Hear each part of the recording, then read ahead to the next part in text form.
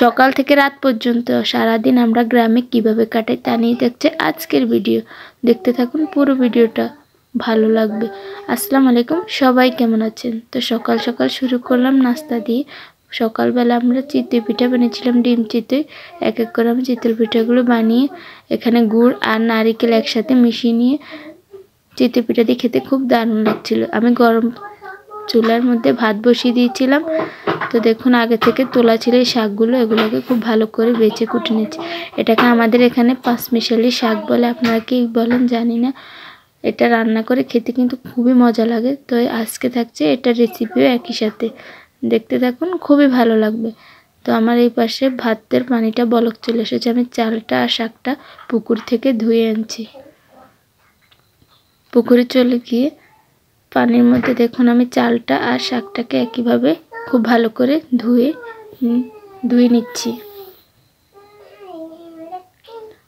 আমাদের পুকুরে পানিটা খুব ফ্রেশ ছিল, দেখতে পাচ্ছেন। চাল আর শাকটাকে ধুয়ে এখন আমি চলে আসছি রান্নাঘরের দিকে।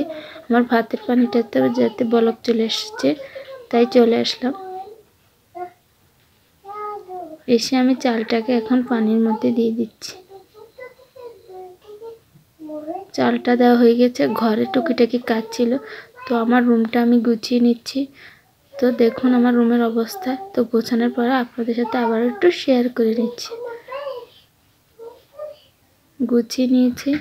এই পরবর্তী আমার কাজ যেটা ছিল, ওই পাশে আমার ভাতটা হচ্ছিল আর এই পাশে আমি বিছানাটা গুছিয়ে আপনাদের সাথে একটু দেখিয়ে নিচ্ছি। দেখুন আমাদের গ্রামের ঘরের আসবাবপত্র বা কিছু।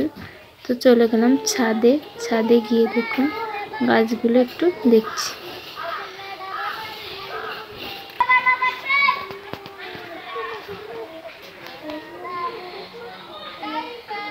আমাদের গ্রামের গাছপালাগুলো অনেকই সুন্দর। বাচ্চারা এখন সবাই খেলা করছে, যাতে আজকে শুক্রবার তারই শব্দ শোনা যাচ্ছে।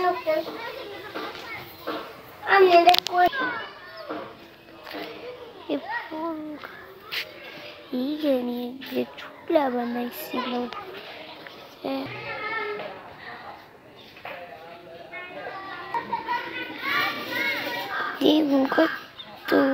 কতগুলো ভরির কাছে কার কাছে জলের কাছে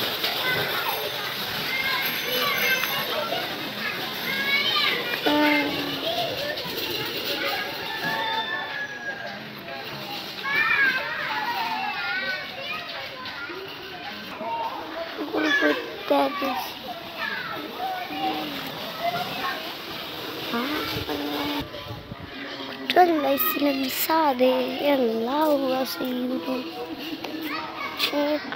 لوده بولي تيجي لوده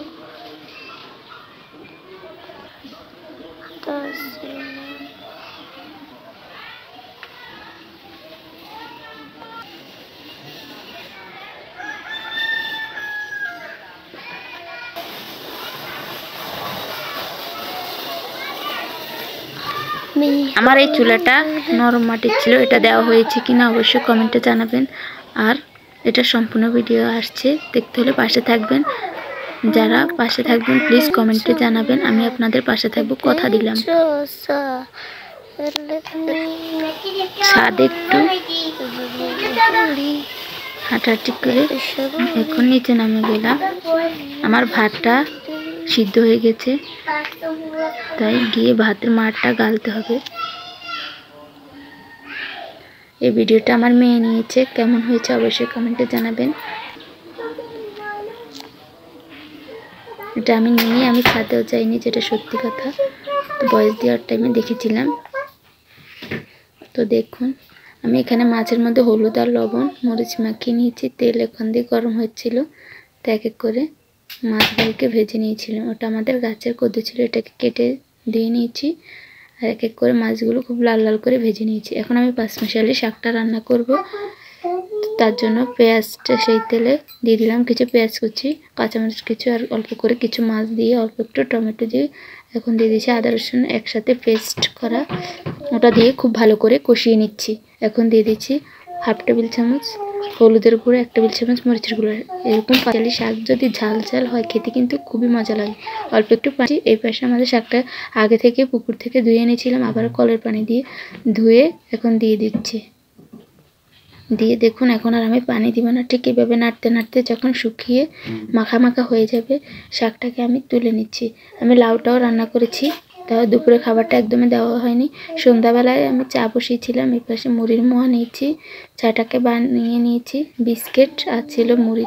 আমার কাছে মুড়ি দিয়ে এরকম চা খেতে খুবই মজা লাগে। কার কার কাছে কেমন লাগে অবশ্যই কমেন্টে জানাবেন। তো সারাদিনের ব্লগ যাতে আজকে আমি এই জামাটা সেলাই করেছিলাম, তো ভাবলাম এটা আপনাদের সাথে একটু দেখিয়ে নিচ্ছি। সালোয়ারের ডিজাইনটা কেমন হয়েছে অবশ্যই কমেন্টে জানাবেন। এরকম লেস দিয়ে আর জামার গলাটা ছিল দেখতে পাচ্ছেন কাপ্তান গলা দিয়ে, বাইরাল একটা প্লাজো হাতার মতো অনেক ঢোলা হাতা। তো নিচেও লেস ছিল, এটা ছিল নাহেরা, যেটা একদমই সাইডের জুটটা আমি দিয়ে দেখাতে পারিনি এখনো। নিচেও লেসটা হয়নি, পরবর্তীতে আবার আমি বসিয়ে নিব। সারাদিনের ব্লগটা কেমন লাগেছে অবশ্যই কমেন্টে জানাবেন। ভালো থাকবেন, সুস্থ থাকবেন, আল্লাহ হাফেজ।